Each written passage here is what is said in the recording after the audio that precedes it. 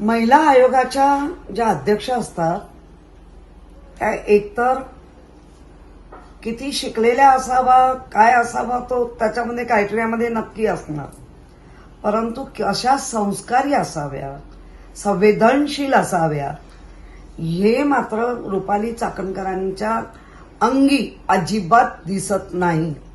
एवढी मोठी घटना घडल्यानंतरही महाराष्ट्रात अनेक घटना घडतायत, वाईट वाईट घटना घडतायत, महिलांवर अत्याचार होत आहेत, पण तेव्हाही या बाई फक्त पक्षाच्या विरोधात जर काय असेल तर पदर खोचून उभ्या राहतात. आणि अशा वेळेला अशा घटना ज्या वैष्णवीची आत्महत्या, आता लोक बोलतायत ती आत्महत्या आहे की मारून टाकला, ते पोलीस बघतील, ते आपलं काम नाही. पण त्याच्यामध्ये ह्या रुपाली चाकणकरनी जे काही तिचे असंस्कार तिने पक्के दाखवले, लोकांना चिल्लर म्हणते. अहो, चिल्लर आणि थिल्लर ह्या बाई आहे असं आता लोक उघड उघड बोलायला लागले. आणि अशा चिल्लर थिल्लर बाईला ही लोक जर अध्यक्ष म्हणून ठेवत असतील किंवा त्यांच्यावर कुठलाच दाब नसेल एका पक्षाचा किंवा एका संस्काराचा, तर मला वाटतं महाराष्ट्र कुठे चाललंय.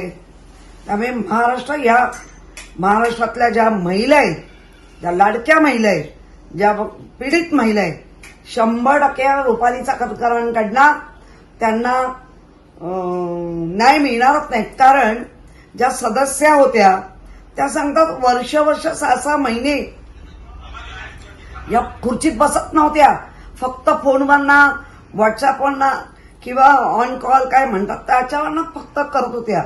मग जर यांना खुर्चीत बसायची पण वेळ नसेल तर यांना रिकामे करा, कशाला ठेवलं यांना.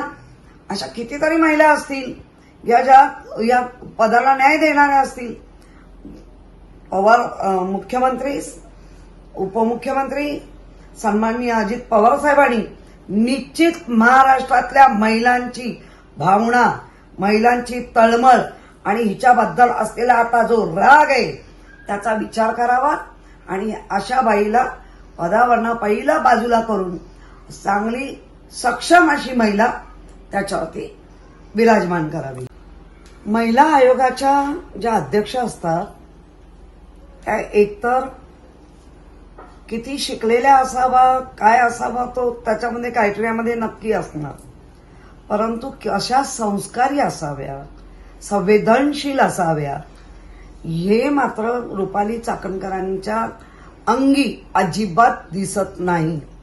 एवढी मोठी घटना घडल्यानंतरही महाराष्ट्रात अनेक घटना घडतायत, वाईट वाईट घटना घडतायत, महिलांवर अत्याचार होत आहेत, पण तेव्हाही या बाई फक्त पक्षाच्या विरोधात जर काय असेल तर पदर खोचून उभ्या राहतात.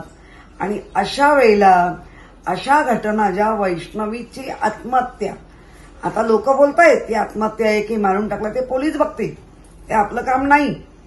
पण त्याच्यामध्ये ह्या रुपाली चाकणकरनी जे काही तिचे असंस्कार तिने पक्के दाखवले, लोकांना चिल्लर म्हणते.